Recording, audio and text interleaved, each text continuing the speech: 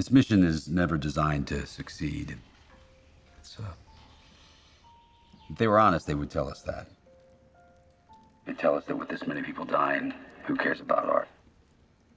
They're wrong, because it's exactly what we're fighting for our culture and for our way of life.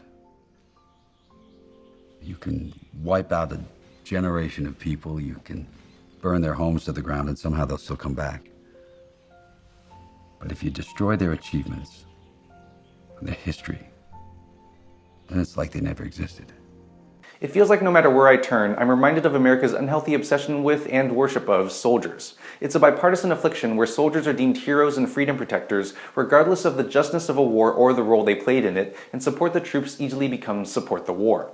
It's a sentiment that I feel is meant to purposefully obscure the real reasons why wars are fought, which are usually far from noble. But in telling the story of 7 art experts who went to the front lines near the end of World War II to retrieve priceless art stolen by the Nazis, The Monuments Men takes an unconventional look at how what's at stake during war isn't just lives, territory, and resources, but the world's shared culture and heritage.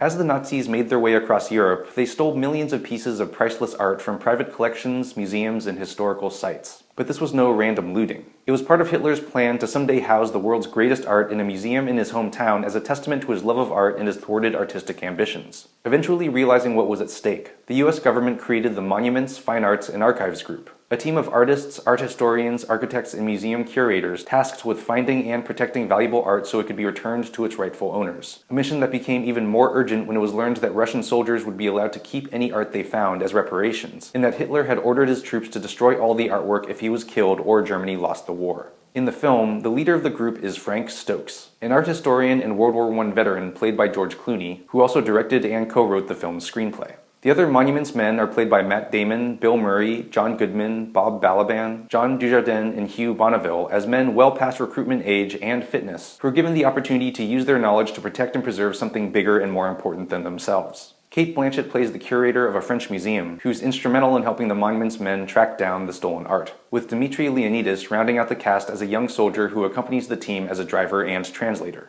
The Monuments Men is relatively fun, fairly light entertainment, more of a heist movie than a war movie, with a certain Indiana Jones-style treasure-hunting vibe at times, though it's a subject I probably would have enjoyed more as a documentary, especially since the true story is so amazing, and having a great ensemble cast like this often left me wanting to see the actors doing more in what are fairly understated performances. But it's the film's look at the consequences of war and how this relates to my feelings on modern-day soldier worship that I found the most interesting. Since we can't pretend anymore that America's wars have anything to do with self-defense or anyone's freedom, we now seem content with the idea that a soldier fighting to save his own life or that of a comrade is somehow justification for occupying a country, due to the ludicrous notion that we should ignore the politics of war, a political endeavor at its heart, and simply support the troops no matter what. But the Monuments Men looks beyond the short-term goal of bringing our boys back home to the preservation of something much more ineffable, our shared heritage as humans.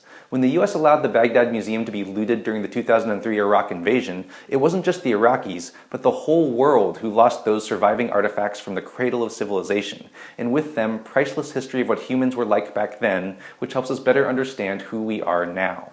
We think of history as being set in stone, but those stones can be lost, stolen, or destroyed, particularly amidst the chaos of war.